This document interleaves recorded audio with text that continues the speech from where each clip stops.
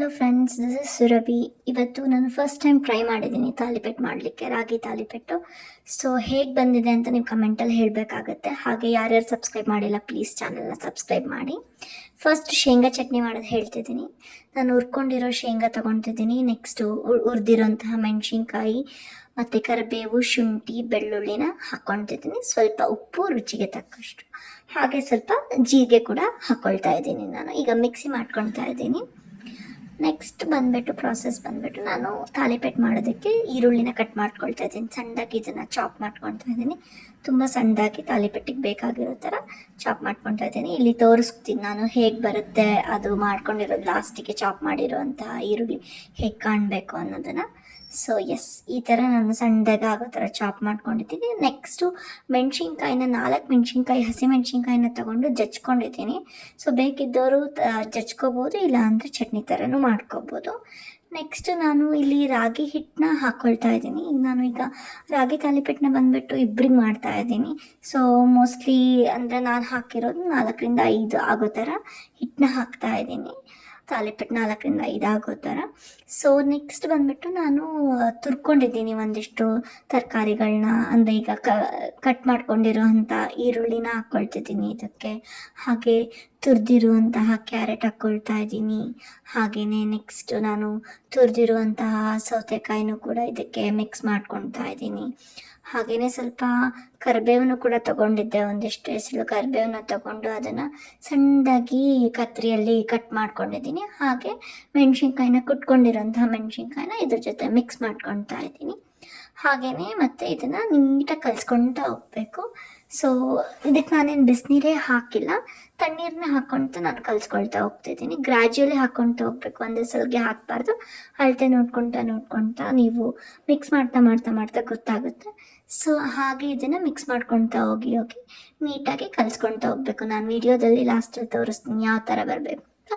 ಹಾಗೆ ಸ್ವಲ್ಪ ಉಪ್ಪು ಆ್ಯಡ್ ಮಾಡ್ಕೊಳ್ಳಿ. ಸೊ ಈ ಥರ ಕನ್ಸಿಸ್ಟೆನ್ಸಿ ಬರೋ ಥರ ಅದನ್ನು ನೀವು ಕಲಿಸ್ಕೊಳ್ತಾ ಹೋಗಬೇಕು.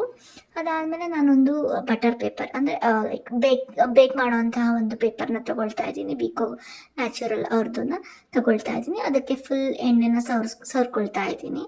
ಆ ಪೇಪರ್ಗೆ ಎಣ್ಣೆ ಎಲ್ಲ ಸವರ್ಕೊಂಡು ನಾನು ನೆಕ್ಸ್ಟ್ ಕಲಸಿಟ್ಟು ರೆಡಿ ಮಾಡ್ಕೊಂಡಿರೋಂಥ ಹಿಟ್ಟನ್ನ ಸ್ವಲ್ಪ ತೊಗೊಂಡು ಕೈಯಲ್ಲೇ ಇದನ್ನು ತಟ್ಕೊಳ್ತಾ ಇದ್ದೀನಿ.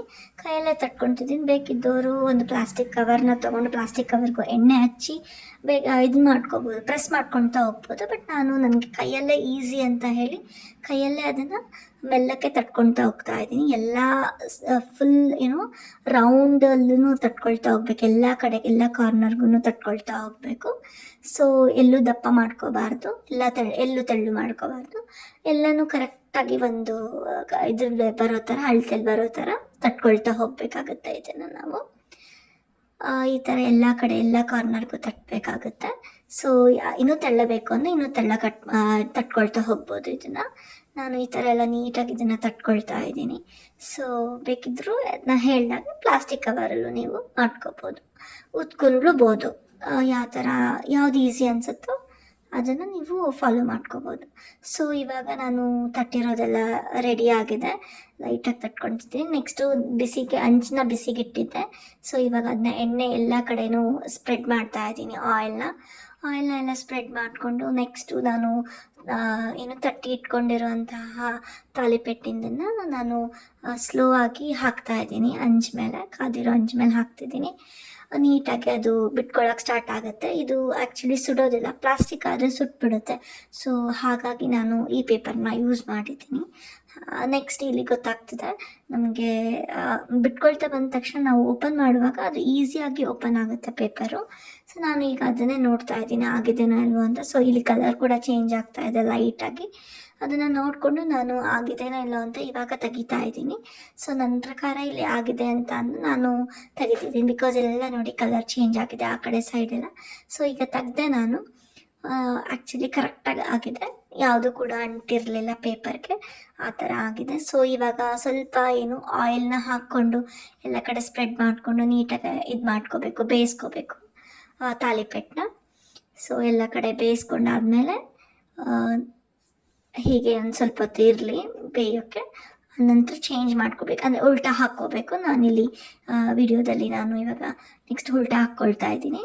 ಹಾಂ, ಎಸ್, ಈ ಥರ ಹಾಕಬೇಕು ಈಗ ಆಗಿದೆ ಅಂತ. ಸೊ ಎಲ್ಲ ಕಡೆನೂ ಅದನ್ನು ಇದು ಮಾಡ್ಕೋಬೇಕು, ನೀಟಾಗಿ ಬೇಯೋ ಥರ ಮಾಡ್ಕೋಬೇಕು ಎಲ್ಲ ಕಡೆನೂ ನೀಟಾಗಿ. ಅದಾದ ನೆಕ್ಸ್ಟು ಈಗ ರೆಡಿ ಆಗಿದೆ ನಮಗೆ ತಾಲಿಪೆಟ್ಟು. ಸೊ ಇವಾಗ ಇದನ್ನು ನಾವು ಮಾಡ್ಕೊಂಡಿರೋಂಥ ಶೇಂಗಾ ಚಟ್ನಿ ಜೊತೆ ಸರ್ವ್ ಮಾಡ್ಕೋಬೋದು. ಅದಾಗಿ ನಾನು ಲಾಸ್ಟಲ್ಲಿ ನಾನು ಹಾರ್ಟಿಂದೊಂದು ತಾಲಿಪೆಟ್ಟನ್ನ ರೆಡಿ ಮಾಡಿದ್ದೆ ನನ್ನ ಹಸ್ಬೆಂಡ್ಗೋಸ್ಕರ. ಸೊ ಇದು ಈ ಥರ ಬಂದಿದೆ. ನಾನು ಈಗ ಅದನ್ನು ಹಂಚ್ ಮೇಲೆ ಹಾಕಿದ್ದೀನಿ, ನೋಡ್ಬೇಕು ಯಾವ ಥರ ಬರುತ್ತೆ ಅಂತ. ಸೊ ಇದು just a trial, first time ನಾನು ಕೂಡ ತಾಲಿಪೆಟ್ಟು ಮಾಡ್ತಿರೋದು. ಸೊ ಫಸ್ಟ್ ಟೈಮ್ ಮಾಡಿರೋ ತಾಲಿಪೆಟ್ಟು 2 ಥರ ಡಿಸೈನ್ನ ಟ್ರೈ ಮಾಡಿದ್ದೀನಿ. ಸೊ ನನ್ನ ಪ್ರಕಾರ ಇಲ್ಲಿ ಬಂದಿದೆ ಅಂತ ಅಂದ್ಕೊಂಡೆ, ಬಟ್ ಆ ಪೇಪರ್ನ ತೆಗಿಯುವಾಗ ಸ್ವಲ್ಪ ಇಟ್ಕೊಂಡ್ಬಿಡ್ತು ತಾಲಿಪೆಟ್ಟು. ಈ ಥರ ವಿಡಿಯೋದಲ್ಲಿ ಕಾಣೋ ಥರ ಇಟ್ಕೊಂತು ತಾಲಿಪೆಟ್ಟು ಲೈಟಾಗಿ. So but it's okay, heart ಶೇಪಲ್ಲೇ ಚೆನ್ನಾಗಿ ಬಂತು ಆ್ಯಕ್ಚುಲಿ ತಾಲಿಪೆಟ್ಟು. ಟೇಸ್ಟ್ ಕೂಡ ಚೆನ್ನಾಗಿತ್ತು. ಸ್ವಲ್ಪ ಸೈಡಲ್ಲಿ ಅರ್ಧೋಯ್ತು ಬಿಟ್ಟರೆ ತುಂಬ ಚೆನ್ನಾಗಿ ಬಂತು. ಸೊ ಈಗ ನಾನು ಇದನ್ನು ಕೂಡ ಶೇಂಗಾ ಚಟ್ನಿ ಜೊತೆ ನನ್ನ ಗಂಡಂಗೆ ಒಂದು ಹಾರ್ಟ್ ಶೇಪ್ ತಾಲಿಪೆಟ್ಟು, 2 ರೌಂಡ್ ತಾಲಿಪೆಟ್ಟನ್ನ ನಾನು ಸರ್ವ್ ಮಾಡಿದೆ ನನ್ನ ಹಸ್ಬೆಂಡ್ಗೆ.